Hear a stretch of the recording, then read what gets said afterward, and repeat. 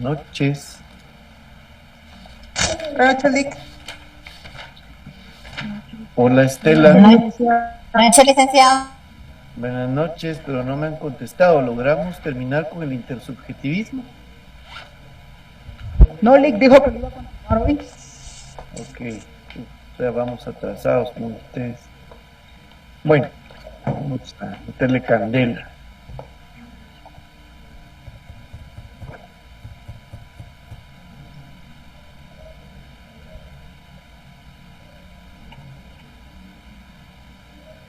Logramos avanzar. ¿Qué fue lo último que vimos? A ver. Hablamos del empirismo. Adelante. Lo último que vimos, licenciado, es el materialismo dialéctico. Bueno. Nos toca ver el conocimiento. Ya me acordé dónde nos quedamos. Muchas gracias. Vamos a ver.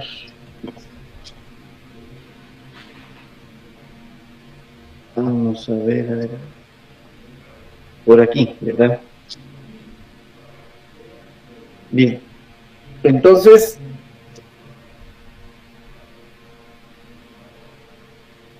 conviene aclarar que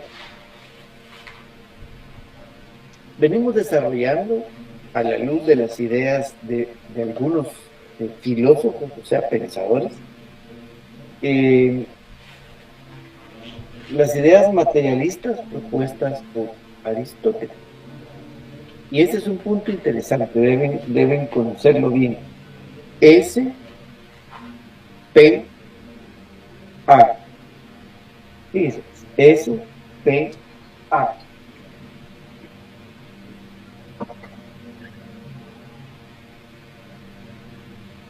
SPA, que significa Sócrates, Platón, Aristóteles. No se les olvide. Eso es importante para que de alguna manera ordene, ¿verdad? De qué se trata lo que estamos hablando y a qué corriente responde. Bueno, no sé si la palabra correcta sea responder, pero con qué corriente podemos asociar las ideas o por qué razón, de acuerdo al postulado y al tipo de pregunta y al tipo de área en donde se está buscando, se está preguntando. Entonces se asocia o con Platón, que es el mundo de las ideas, o con Aristóteles, que nos habla de los conceptos y del mundo material, ¿verdad? Vale. Dicho eso, entonces, llegamos a desarrollar en el materialismo, hasta el materialismo dialéctico, que ya fue entrado al siglo XIX, ¿verdad? Y luego de ello nos propone el intersubjetivismo como una tercera corriente, que aunque parece que no hay forma de conciliar el mundo de las ideas con el mundo material, hay una tercera vía en donde hay algunos consensos para la comprensión de lo que existe, sobre todo a partir del trabajo de Kant en su filosofía trascendental, ¿verdad? Que tiene que ver con precisamente el mundo platónico, o también justamente del materialismo dialéctico, como los empiristas y Platón, ¿verdad? Con John Locke y David Hume, ¿verdad? Que nos hablan de la tabla rasa. Pero entonces eso nos lleva a hablar acerca del conocimiento. Y nos dice que el conocimiento no es un problema, el conocimiento es un hecho. Su cerebro, y así como en la imagen lo puede ver, su cerebro está diseñado para conocer. ¿Y qué es lo que puede conocer? Ahí está el detalle, aquello que existe. Lefebvre, que es otro autor, plantea tres características generales del conocimiento. El conocimiento es práctico, porque empieza con experiencia y nos pone en contacto con la realidad. El conocimiento es social, porque es producto de la influencia recíproca entre los seres humanos. Y el conocimiento es histórico, ¿Por qué histórico? Porque se va a construir bien. Es una sucesión de hechos, es dinámico, se construye.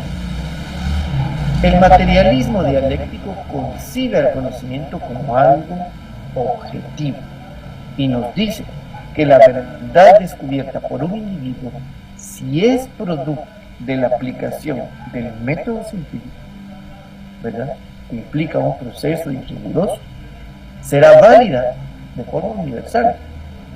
La verdad consiste, entonces, desde este punto de vista, en la perfecta coincidencia entre el objeto del conocimiento y la idea formada en la mente del sujeto pensante.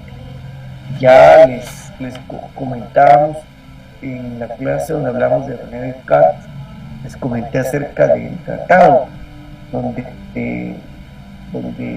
René Descartes nos habla, y que el proceso pues obviamente va evolucionando, pero nos habla en ese tratado de la relación física, biológica que hay entre los ojos, lo que captan los ojos y el cerebro, ¿verdad?, la base del cerebro, para poder comprender la realidad, ¿verdad? Este tratado de Homine Figuris, ¿verdad?, que explica entonces las causas biológicas del conocimiento. Ya lo intuía Descartes, y finalmente pues sabemos hoy, gracias a la neurociencia, ¿verdad?, a la neurología, antes de eso al psicoanálisis, a la psiquiatría, a la psicología, de esas causas biológicas del conocimiento, cómo el cerebro aprende. Entonces, a partir de esta idea de conocimiento, de poder aprender el mundo, abstraer el mundo que existe, y esa existencia natural del mundo tiene que ver con el concepto que propone Kant en los límites del conocimiento, ¿verdad?, de lo posible. La naturaleza queda dentro de lo posible, ¿verdad?, aquello que se puede conocer. Pero entonces, esta tercera vía, ¿de qué se trata? ¿Qué es el intersubjetivismo? Pues la intersubjetividad se puede definir como el proceso recíproco por medio del cual se comparte la conciencia y conocimiento de una persona a otra. Es necesariamente dialógico. El concepto de intersubjetividad ofrece una perspectiva de justificación y validación del otro que permite la sincronía interpersonal. En otras palabras, reconocer la alteridad, reconocerse en el otro. El otro está también lleno de significado, de experiencia, de conocimiento, y por lo tanto tiene su propia visión del mundo. La intersubjetividad se expresa no solo en la conciencia, sino que también en los gestos y en la corporalidad del sujeto, todo lo cual se construye intersubjetivamente, es decir, en relación con otro.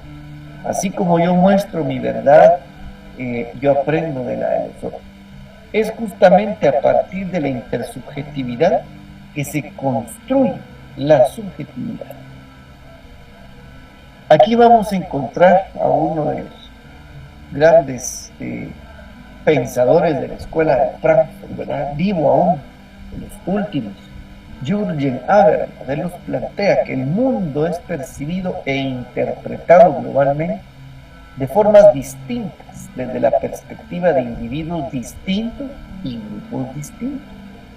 También nos dice que la naturaleza lingüística del conocimiento tiene que ver con que todo lo que conocemos se expresa por medio y a través del lenguaje. Y entonces el lenguaje cumple con esa función social, tiene esa esencia social.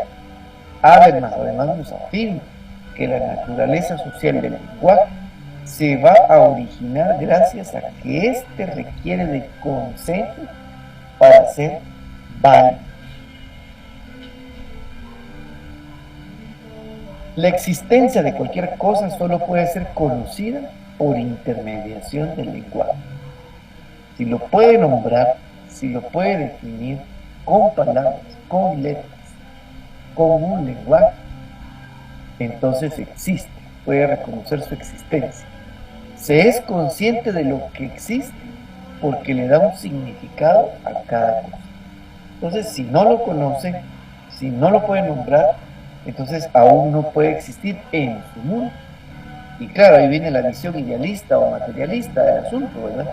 Porque también, con independencia de que usted lo conozca o lo nombre, ¿verdad? Hay una clase de objeto que existe, ¿verdad? Y eso es lo que precisamente demostró Kant en su crítica a la razón.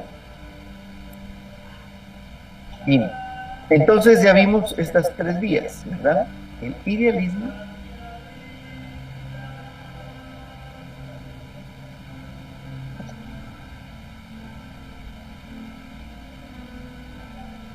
el materialismo y ahora el intersubjetivismo.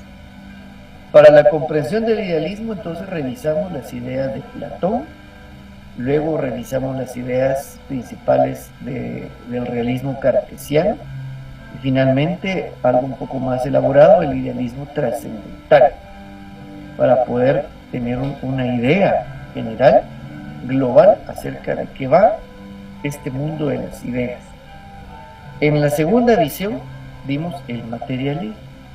Aquí se habló acerca del realismo aristotélico, del empirismo, en donde John Locke y David Hume son los grandes filósofos que detentan las ideas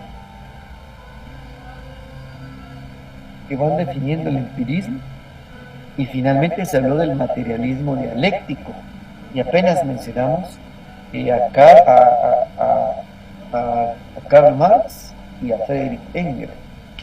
Finalmente se habló del intersubjetivismo, y aquí mencionamos a dos autores, Lefebvre y Jürgen Haber. ¿Ok? Bueno, y todo eso para explicar entonces cómo es que los filósofos han desarrollado el pensamiento para explicar el mundo, para cuestionar el mundo, para hacerse preguntas. Preguntas que ahora sabemos están organizadas ya, ¿verdad?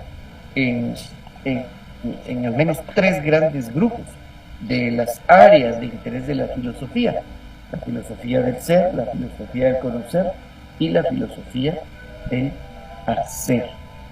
En esa línea, entonces, tenemos que comprender que lo que ocupa la filosofía es esa actitud, primero de asombro y luego de cuestionamiento, ¿verdad? Y como dijo o escribió René Descartes, que alguna vez, al menos una vez en la vida, hay que cuestionar todo, absolutamente todo.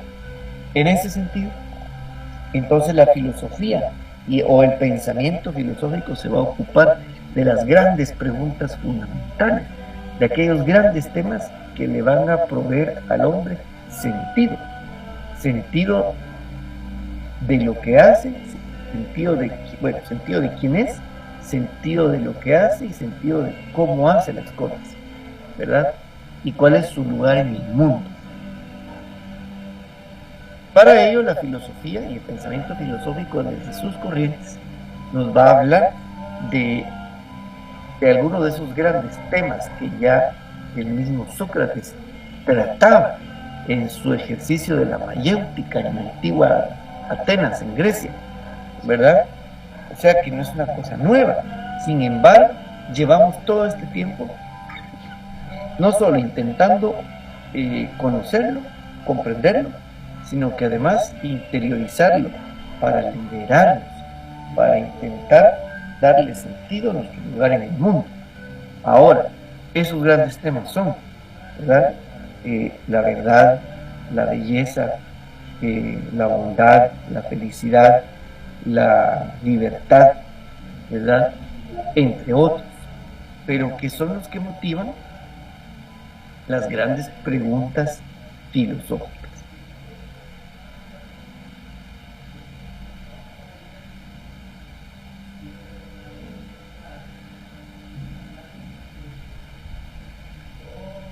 Y dentro de la filosofía de la ciencia y de la filosofía del saber, entonces se inserta precisamente las ciencias, ¿verdad? En este caso ciencias sociales y jurídicas, que para poder llegar a ellas es necesario tener claras algunas definiciones que son de orden filosófico, ¿verdad? Una de ellas es precisamente la del ser humano, ser libre. Y con esto se inaugura el capítulo número 3. Capítulo número 3. Ser humano, ser libre.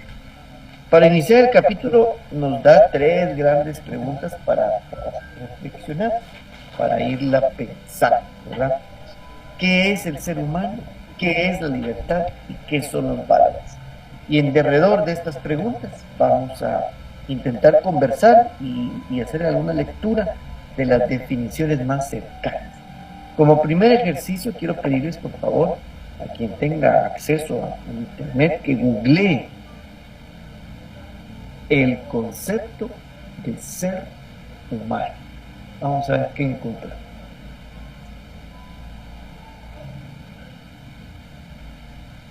Por favor, 30 segundos para googlear el concepto de ser humano.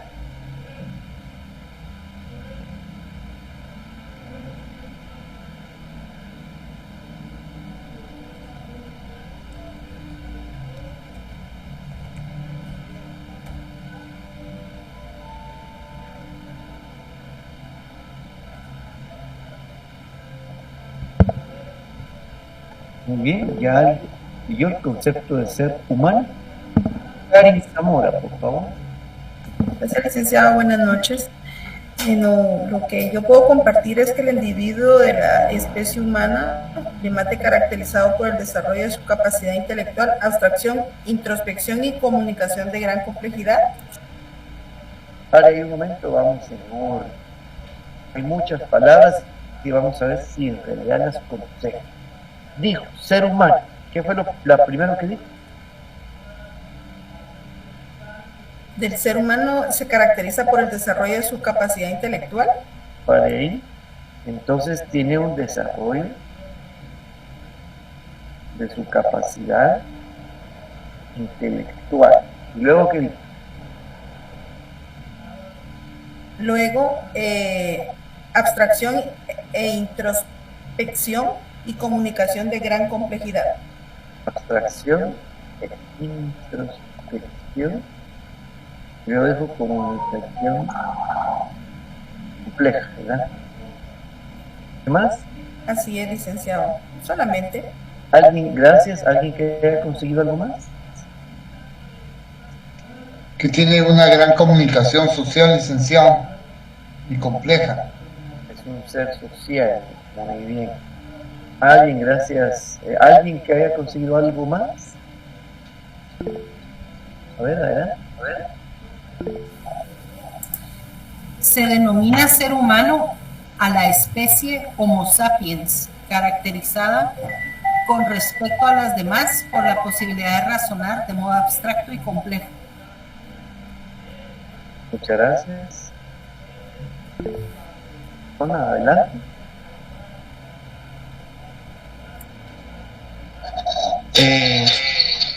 Es un ser autoperceptible, no en cuanto a su esencia, sino en cuanto a su aspecto.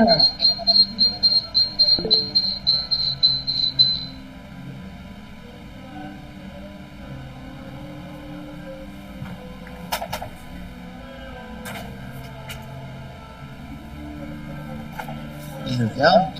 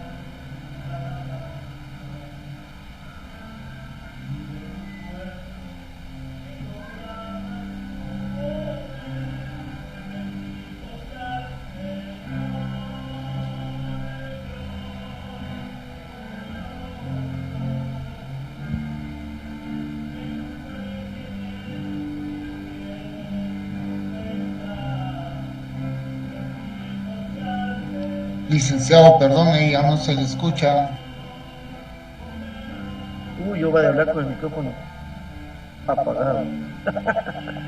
Perdonen.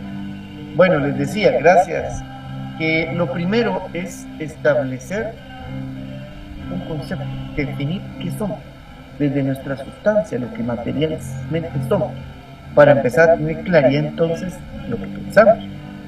¿Qué somos? Somos una especie, la especie humana, ¿verdad? Con esa distinción para saber el lugar que tenemos dentro de aquello que existe, según Kant, ¿verdad? Dentro de lo posible en la naturaleza, pero dentro de los límites también del conocimiento.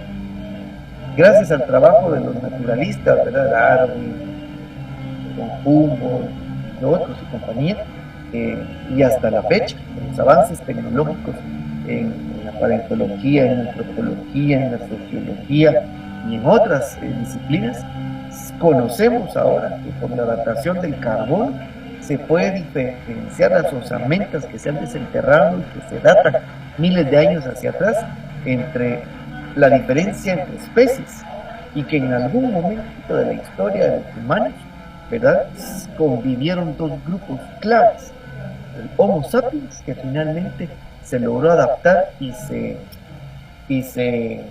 impuso, ¿verdad?, pero sobre todo el Neandertal, ¿verdad?, que finalmente no se logró adaptar, y que incluso ahora se sabe que estos dos grupos de especies, ¿verdad?, se mezclaron en algún momento, ¿verdad? Ya han ido encontrando evidencia en ese sentido, pero también que estamos conectados a un grupo mayor de los primates, ¿verdad? Entonces, claro, usted pueda que tenga alguna idea muy concebida e implantada, ¿verdad? Porque es natural a la forma en que vivimos y cómo crecimos en este contexto, pero la evidencia está ahí y se llevan varios miles de años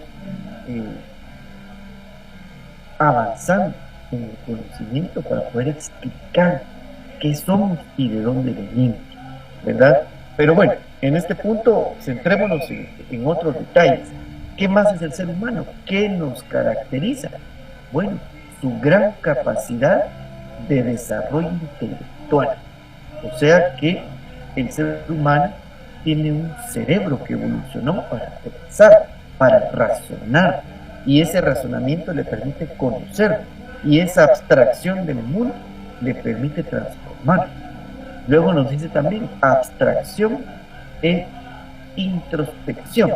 Aquí, por favor, alguien que me haga el grandísimo favor de buscar qué significa abstracción. 20 segundos ahí, por favor. ¿Qué es abstracción? ¿Ya? Asegúrese que sea de sentido filosófico tu definición. A ver, Karen. Es el licenciado que tiene una gran capacidad de abstraer, efecto de abstraer, dice. No sé si le ayuda. Ok, ¿qué más significamos? Adelante, Sara. La abstracción es una capacidad intelectual que consiste en separar un elemento de su contexto para analizarlo y hacerse un concepto de este. Gracias. Licenciado, la abstracción sería un proceso en virtud del cual se separa o aísla alguno o algunas cualidades de un objeto o de una acción sobre el mismo. Sería más que todo como desintegrar en sus partes algo. Muchas gracias, Daniel. Efectivamente. Entonces, miren, pues vamos desmenuzando precisamente haciendo ese ejercicio de abstracción para comprender, por ejemplo, este concepto que nos define a nosotros como individuos. Y esa es otra cosa que toca primero. Es un individuo, es humano. A ver, ¿quién tiene abierto su micrófono? A ver. Ramiro. Está ocupado, Ramiro. Bueno, sigamos. Entonces, precisamente, ese proceso de abstracción es lo que permite el desarrollo de la capacidad intelectual. Eso de separar los elementos de su contexto, eso de, ¿cómo es que dijo? De aislar, dijo, ¿verdad? Alguna o algunas cualidades de un objeto o de una acción sobre el mismo objeto. O sea, de ir separando, ¿verdad? Es justamente lo que estamos haciendo. Imagínense, todos los verbos y los conceptos que hay dentro de otro, que es el ser humano. Luego dice, pasemos a otro, por favor, busquemos introspección. ¿Qué es introspección? Por favor, siempre asegúrese que sea desde una visión filosófica. Introspección, desde adentro, ¿verdad? A ver, ¿ya lo encontraron? Introspección. Sí, licenciado.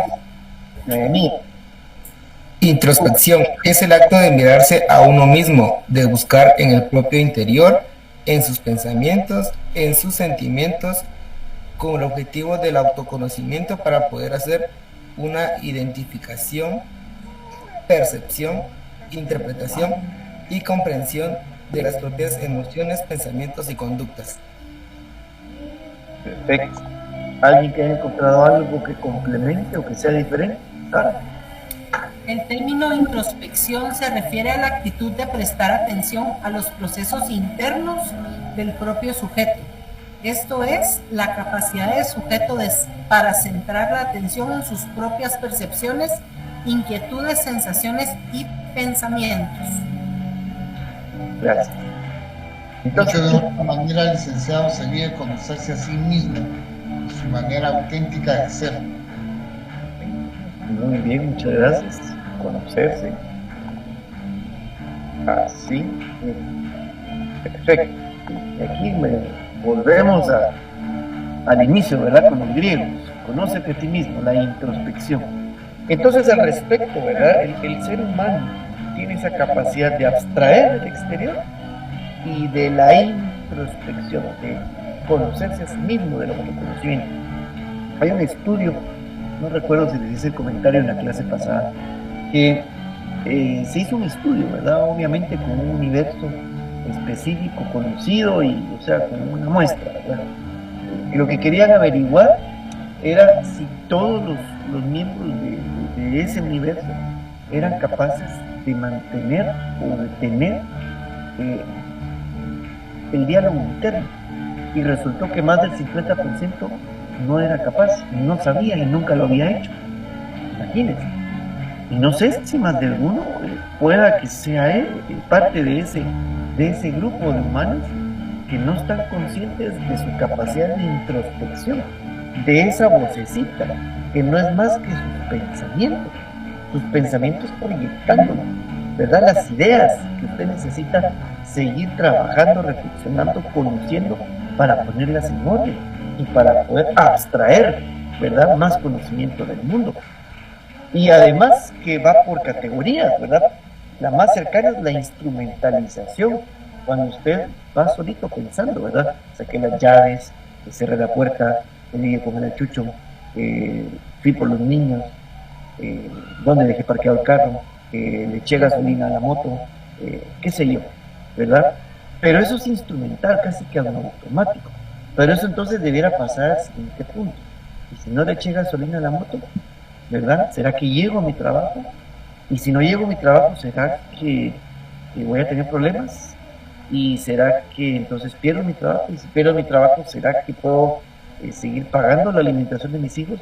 ¿Y qué pasa si mis hijos se enferman y yo no tengo trabajo y no puedo pagarles? ¿O qué pasa? Y empezamos, pues, ¿verdad? Por supuesto, hay que salir de la fase instrumental hasta alcanzar las preguntas, ¿verdad? Bueno, ¿y qué es la libertad? ¿Y qué es la seguridad? ¿Y qué es la responsabilidad? ¿Y yo qué soy yo frente a ese concepto? ¿Cómo me afecta o cómo lo afecto? ¿Verdad? Y la introspección se encarga de eso. Por supuesto, hay formas de hacerlo, ¿verdad? Unas más organizadas que otras. La meditación, por ejemplo, lleva a calmar precisamente esos procesos de pensamiento y las emociones para poder escucharse y conocerse a sí mismo, y saber quién es uno, y saber cómo es uno, tal y como es, ¿verdad?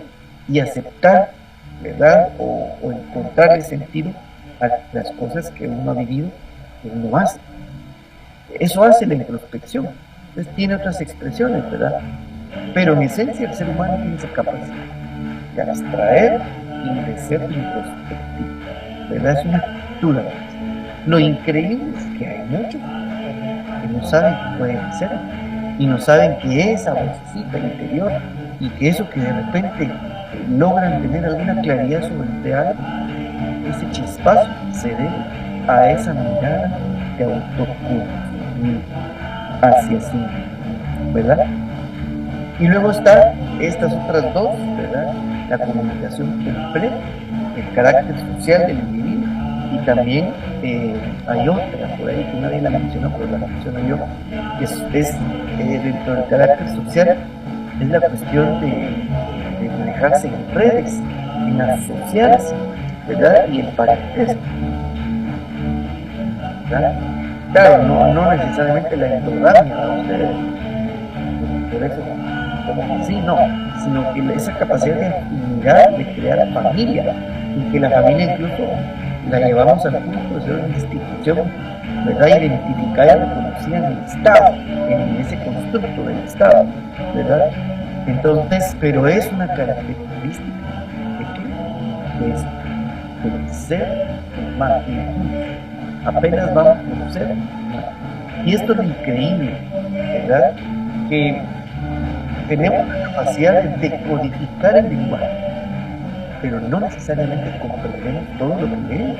Y al menos pues a mí me ha tomado años haber entendido esto, y de repente cuando uno empieza a hacer ese proceso de abstracción y de desmenuzar y ver todo lo que se esconde entre las palabras e irlo comprendiendo, en definitiva a uno le deja un horizonte mucho más amplio. Daniel, no, ¿quién me levantó la mano? Daniel fue... No alcancé a ver el nombre, perdón. Gerson Tobar. A ver. ¿Qué tal, licenciado? Buenas noches. ¿No? No sé si... Te escucho, Carlos. Es que ahorita que mencionó, bueno, ha mencionado varios temas, solo que está algo ocupado, entonces no podía comentarle. Pero sí me llama bastante la atención este tema de la introspección, porque me he dado cuenta, he trabajado con niños y actualmente las nuevas generaciones creo que son cada vez menos capaces o se sienten menos cómodas por realizando esta introspección, afrontándose a sí mismo, interiorizando, etcétera, pero no sé a qué se deba.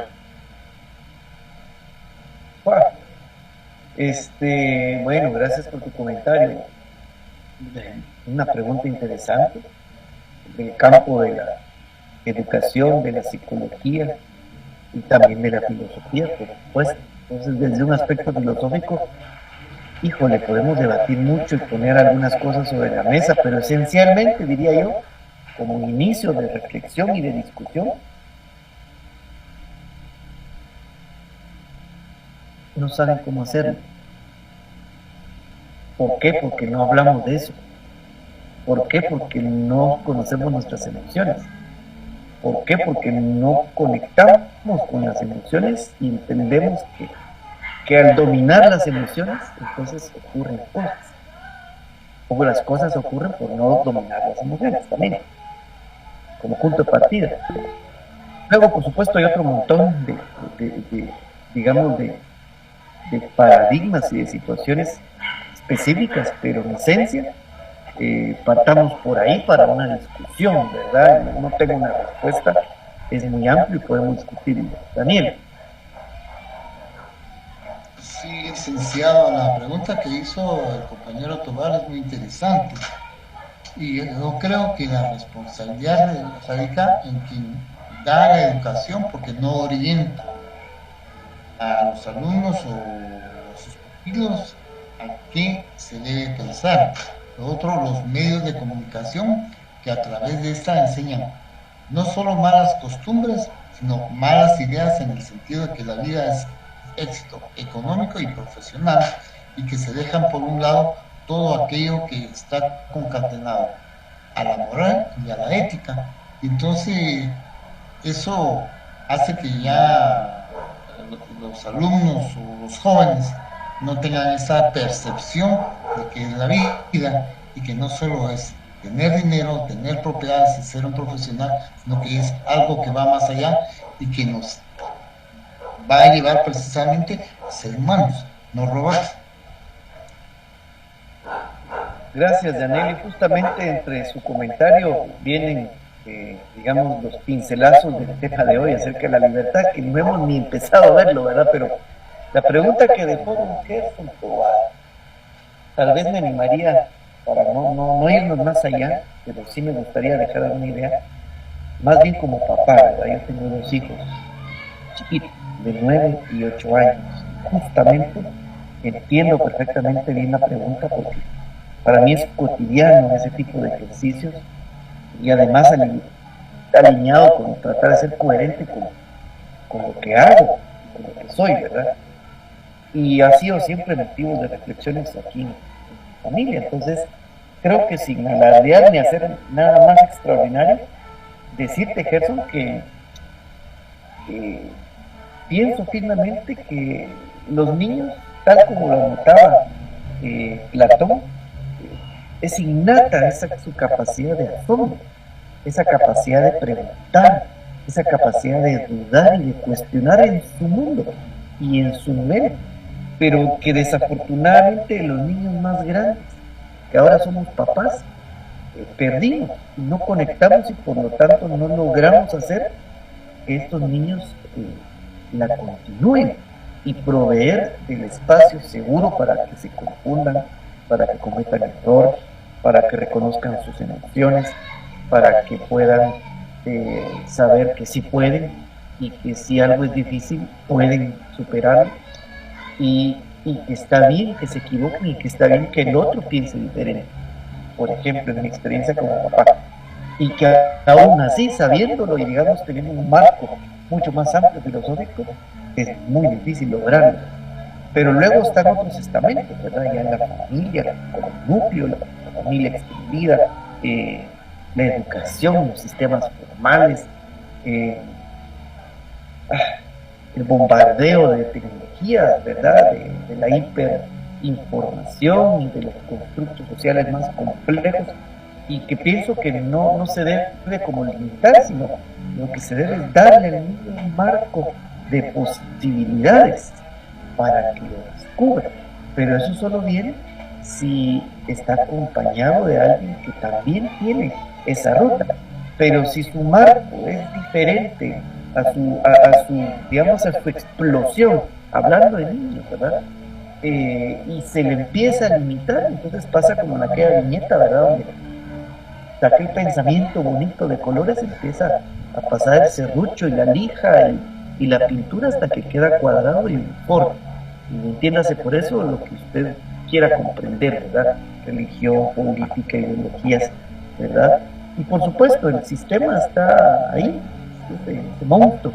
Entonces, uno tiene que tener esa capacidad en niños, con los adultos, ¿verdad?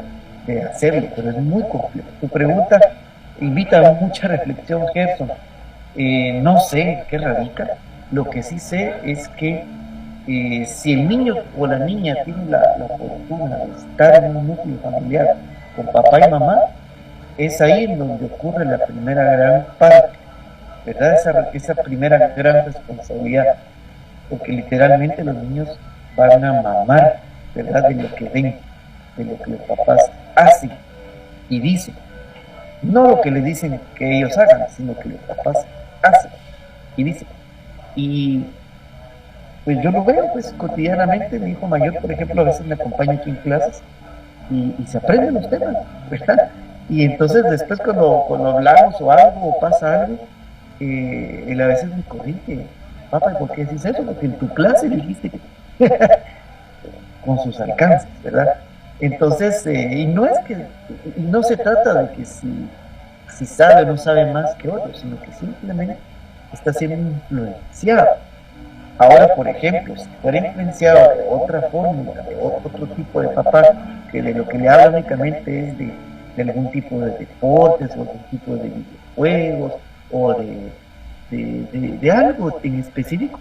Entonces hacia ese algo se va a orientar su inquietud y esa capacidad de explorar el mundo y de pensarse esa abstracción y esa introspección, ¿verdad? Entonces, ¿en qué consiste, que fue tu pregunta, Gerson? Pues es multifactorial, ¿verdad? Entonces ya dije, la primera, mi familia. La segunda es la educación. Y ahí entramos en conflicto, ¿verdad? Porque hay quienes van a defender, digamos, los modelos de educación, cómo es que los niños aprenden a leer, a escribir, porque eso es determinante. Y antes de eso, cómo han sido estimulados, ¿verdad? Entonces, si te llega, no sé si vos serás maestro, pero si te llega un niño que no fue correctamente estimulado, un niño que no en sus primeros 3 grados de primaria no aprendió a leer y escribir y por lo tanto no entiende lo que lee, es un niño que rápido un profesor, una maestra, lo va a catalogar o que tiene un problema de alguno de los aspectos de la, ¿cómo es que se llama ahora? Divergencia neurológica, ¿verdad? O que tiene algún problema con sus papás o un entorno difícil, ¿verdad? Cuando en realidad habría que ver su contexto, qué es lo que ocurrió. Tal vez es un niño que no duerme lo suficiente, que no come correctamente, que no tiene el espacio para el juego, el espacio para aburrirse, ¿verdad? Claro, a uno de adulto ya no le funciona, o tal vez sí, pero a los niños es indispensable que se aburran, porque del aburrimiento nacen las ideas, nace esa capacidad introspectiva, pero queremos llenarlos de luces, de colores, de sonidos, de cosas que se mueven. Y entonces el cerebro lo que empieza a producir, dice la Marian Rojas Estapé en su libro, yo tengo también, cómo hacer que sean cosas buenas. Esta es una psiquiatra española buenísima, te la recomiendo. Se llena de cortisol, ¿verdad? Y los niños lo que necesitan es aburrirse, necesitan el contacto, necesitan abrazos, necesitan de pronto el trato rudo del papá, necesitan de pronto la gentileza de la mamá, ¿verdad? Para que sea, sin querer estereotipar, pero son los roles que los niños necesitan para entonces asegurar su identidad y lo que son capaces de hacer, para luego tener un ejercicio como el de una introspección. A un niño no le puedes pedir que haga un ejercicio de introspección, pero sí le puedes preguntar qué hay dentro de tu corazón, qué pasa en tu cerebro, ¿verdad? Tus ideas, y te lo va a decir, y con lujo de detalle. Pero si le pedís que tenga un proceso introspectivo, es como pedirle a un estudiante de Derecho de primer año que haga una parte, ¿no? Y no está todavía preparado para eso. Entonces, por ahí va, Gerson, no te tengo una respuesta, pero compartir algunos elementos. Muchas gracias, licenciado. Con gusto. Bueno, nos van quedando pocos minutos. No se ve por ahí otra manita. Bueno, no hay más dudas hasta acá. Podemos avanzar. Bueno, entonces, fíjense, pues definimos apenas, y gracias a quienes participaron, el concepto de libertad. No, perdón, de ser humano. Porque el tema es ser humano y ahora ser libre. Muy bien. ¿Qué es la libertad? Bueno, la libertad, una de tantas definiciones, es la condición de decidir y actuar por uno mismo, sin estar sometido, sin coacciones, sin ataduras, sin presiones que lo impidan. Pero, ¿qué es ser libre? ¿Qué es la libertad? Y ahí pongo yo otra pregunta, ¿pero por qué? ¿Por qué es diferente la libertad de la verdadera libertad? Pensemos, ¿qué lo hace levantarse usted todos los días a las 3:30 o 4 de la mañana para salir a trabajar, soportar el tráfico, el clima, el hambre, si tiene fortuna de tener su trabajo, pues, ¿verdad? Y va y trabaja, o si no, ¿qué lo hace? Levantarse y buscar un trabajo, buscarse cómo ganarse la vida y buscar hacer algo diferente cada día. ¿Qué lo hace? ¿Qué es? ¿Por qué hace eso? ¿Verdad? ¿Por qué no acepta el destino tal como es? ¿Verdad? Y se queda ahí, ¿verdad? Y espera que algo pase, pero no, usted se mueve, hace algo, ¿verdad?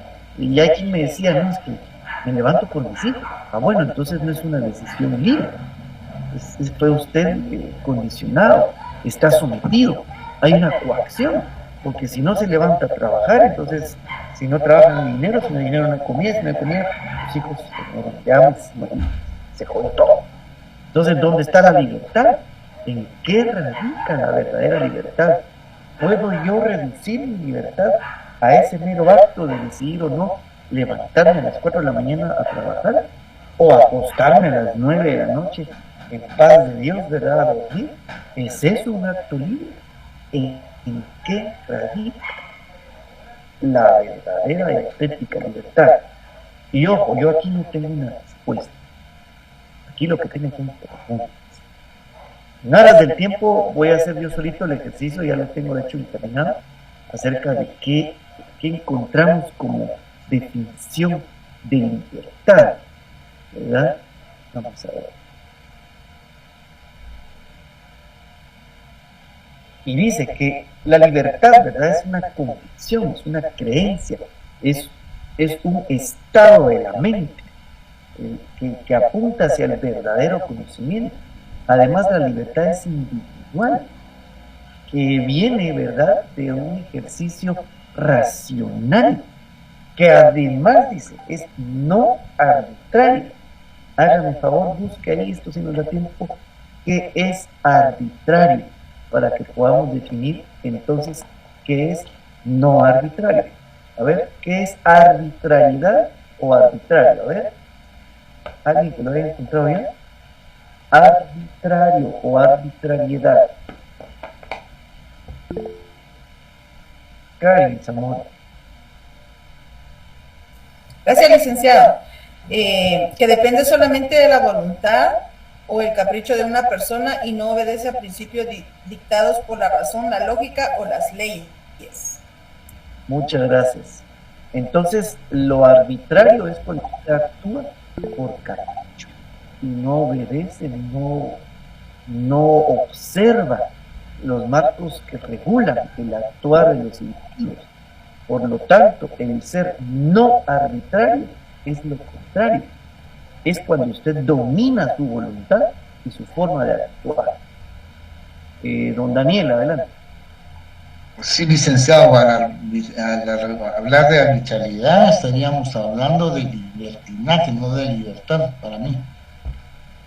Es correcto. Por eso decimos que la libertad, uno de sus rasgos es que es no arbitraria, ¿verdad?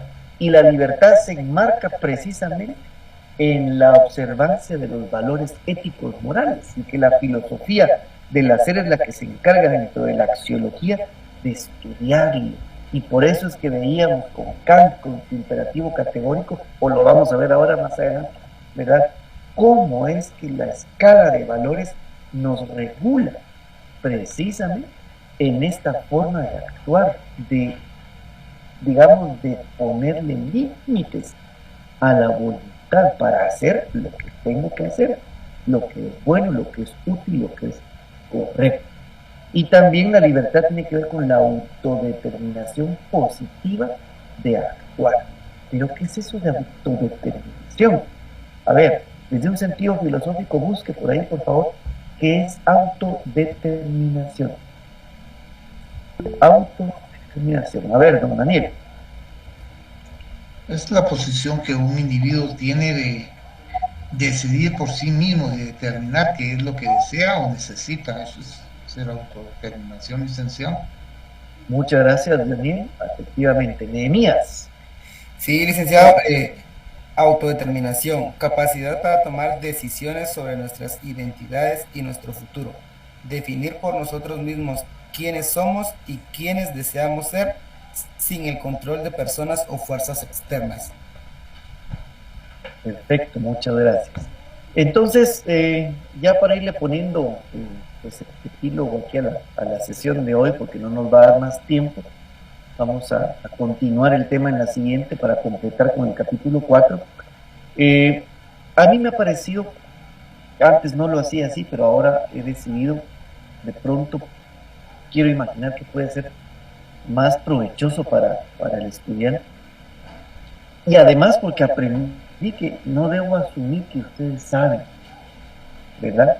Pero el poder hacer esa abstracción, ese desmenuzar, ese carácter lingüístico en el conocimiento del lenguaje, ¿verdad? Que ahora vamos a ver, que lo vimos en las ideas del intersubjetivismo, como Habermas nos dice, ¿verdad?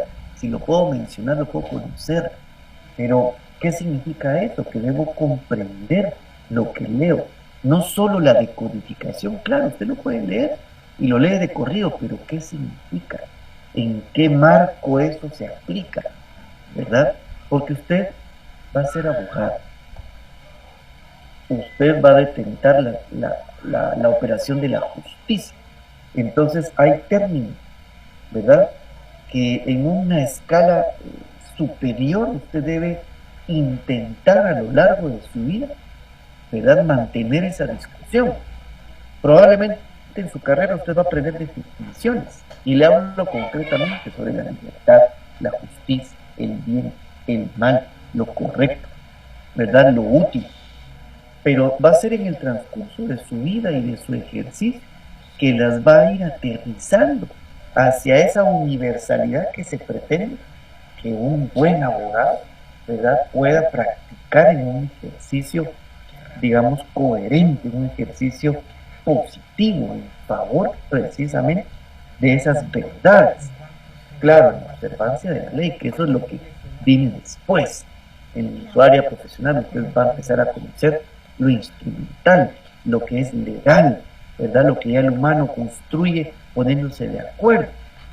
Pero que encima de eso están estos grandes conceptos que le da sentido a todo y que nos permite vivir y entendernos como seres humanos, seres libres, ¿verdad? Entonces, son conceptos que no son, digamos, no tienen una única respuesta y tampoco una única definición que les determine, sino que es un constructo, ¿verdad? De ahí el materialismo dialéctico, ¿verdad? Es histórico, se va construyendo, pero usted va a ir aprendiendo, usted va a ir conociendo, usted va a encarnar en su propia experiencia todos los procesos, buenos y no tan buenos, y algunos que si lo comprendieron, si tienen las palabras para conocerlo y definirlo, lo van a accionar, otros no lo van a entender y por eso son más torcidos, ¿verdad? O menos efectivos en sus acciones, ¿verdad? Pero así funciona. Así que vamos a dejar por hoy, no sé si hay algún comentario, alguna duda, ¿verdad? No vamos a avanzar más en el tema hasta el próximo día de clases, pero si hubiese algún comentario, aún tenemos un par de minutos.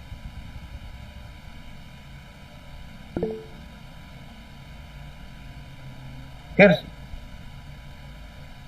Sí, licenciado, me surgió bueno, ya tenía esta duda, pero ahorita que lo mencionó, ¿usted qué opina con esto de lo que decía de la libertad? De que no sé si ha escuchado que hay algo que dice, vivimos para trabajar o trabajamos para vivir. Ay, Gerson, me estás poniendo preguntas para que pasemos toda la noche y no tengo buen vino cerca. A ver, empecemos por definir qué es el trabajo y por qué trabajamos. Y luego, qué sentido tiene la vida. ¿Verdad? Es sumamente complejo y hay que ir por partes. El trabajo otorga dignidad a la existencia del individuo, ¿verdad? Pero no todo es trabajo en la vida, ¿verdad? Es un balance.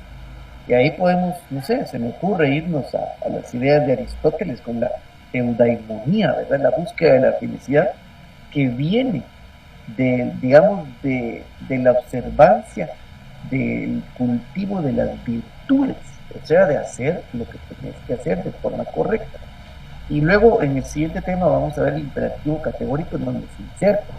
Y entonces ahí puedes decidir si te parece que el tema del trabajo es un imperativo dentro de lo que le otorga dignidad, el sentido de la vida de cada individuo, o no.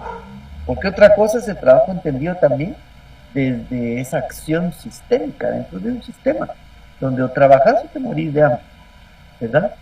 Aquí difícilmente hay oportunidad de de no hacer nada e intentar existir. Y por eso decía, hay que definir el trabajo. ¿A qué te referís? Trabajo remunerado, trabajo como sentido de acción, de construcción de un colectivo, trabajo como sentido de saber lo que sos capaz de aportar y hacer, ¿verdad? Entonces es muy amplio, pero sin lugar a dudas hay una forma de entenderlo en cada momento para llegar a un constructo donde podamos coincidir, ¿verdad? Y hay quienes piensan que el trabajo, ¿para qué vas a trabajar? ¿Verdad? El trabajo no es algo que sea natural al ser humano. Pero lo cierto está que todo el sistema está diseñado para hacer algún tipo de trabajo, ¿verdad?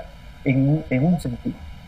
Hay otros aspectos, ¿verdad? Por ejemplo, los que se dedican a una vida espiritual, gnástica, reflexiva, de pronto no tienen esa explotación del trabajo sistémico para la subsistencia, sino que el trabajo colectivo como parte de un grupo y como el valor de un individuo que aporta a un grupo y que con su acción transforma. Ahí sí filosófico, ¿verdad? O la corriente, pues, marxista acerca de lo que dice el trabajo, ¿verdad? Así que, Gerson, podemos filosofar mucho acerca del trabajo. Sí, adelante.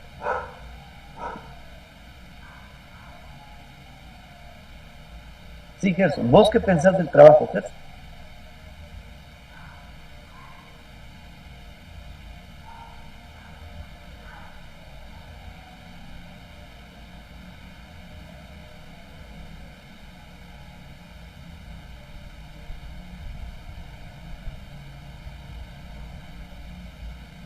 Se nos fue, Gerson. Bueno. Disculpe, licenciada, es que no escuché, es que se me cortó un poco acá. Bueno, pues ya para ir terminando, Gerson, y vamos a seguir retomando las ideas. Deseo decir entonces que desde una perspectiva marxista, pues el trabajo, o esa noción del trabajo, que además me voy a aventurar a hablar de una noción marxista, ¿verdad? Porque tendríamos que hablar mucho.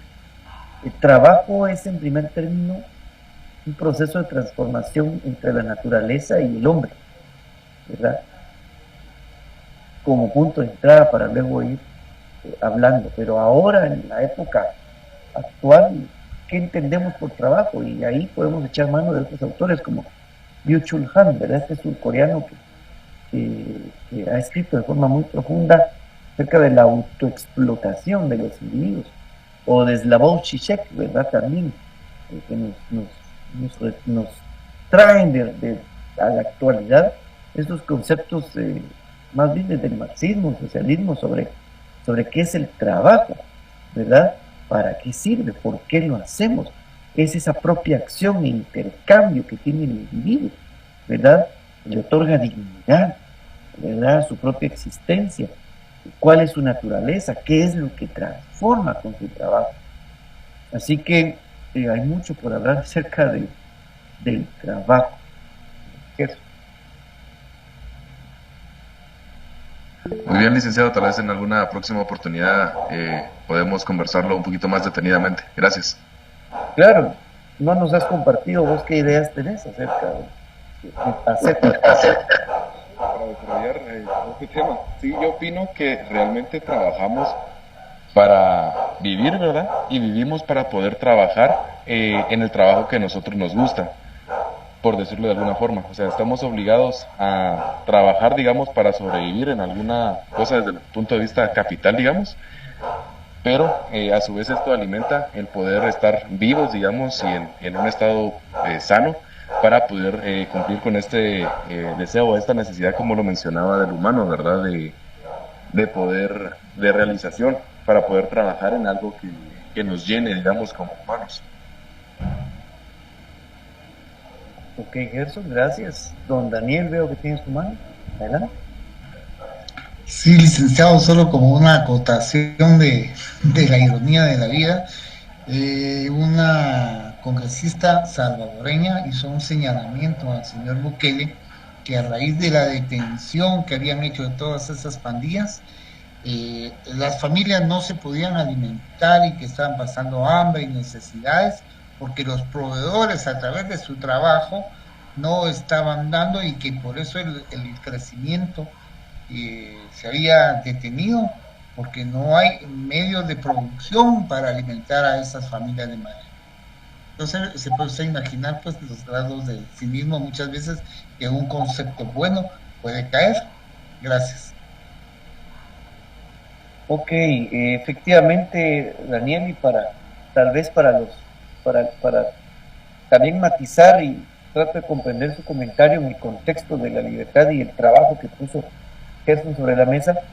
Efectivamente, lo que ocurre es que estamos como buscando también los ideales, ¿verdad? Los conceptos ideales que nos permitan tener, ¿verdad?, algo en qué fijar, y a partir de ahí conocer, construir, reorientar y tomar también una posición. Y sí, efectivamente, en todo caso es campo de estudio precisamente de la degradación de la ética, de los valores éticos y morales, o de la falta de eso. Y dentro de esas mismas ironías, poblaciones que han sido completamente, digamos, adoctrinadas a lo largo de los últimos 500 años en ciertas estratagemas donde se supone el control social va dirigido hacia un paquete pues de valores éticos que debieran regular, ¿verdad?, las relaciones, pero precisamente las desigualdades, ¿verdad?, de la sociedad provocan, ¿verdad?, esas ¿cómo llamarlo?, esos abruptos cambios hacia los extremos, ¿verdad? Porque, y además, en mi entender ya a estas alturas también, es también parte de la condición humana, porque incluso en las sociedades donde han avanzado mucho más, sí, y tienen mejores condiciones y la desigualdad es menos evidente, pues también llega a ocurrir, solo que en una escala menor, donde se logra controlar y se logra resolver, ¿verdad? En cambio acá todavía estamos en una fase mucho más fregada, ¿verdad? Pero bueno, ya estamos sobre el tiempo. Muchas gracias hoy por la plática, muy, muy interesante, y no sé si hay un último comentario, si no vamos a ir cerrando ya la clase por hoy.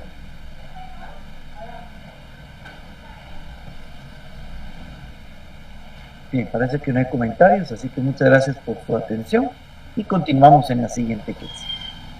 Gracias, licenciado. Buenas noches. Buenas noches, licenciado. Buenas noches, licenciado.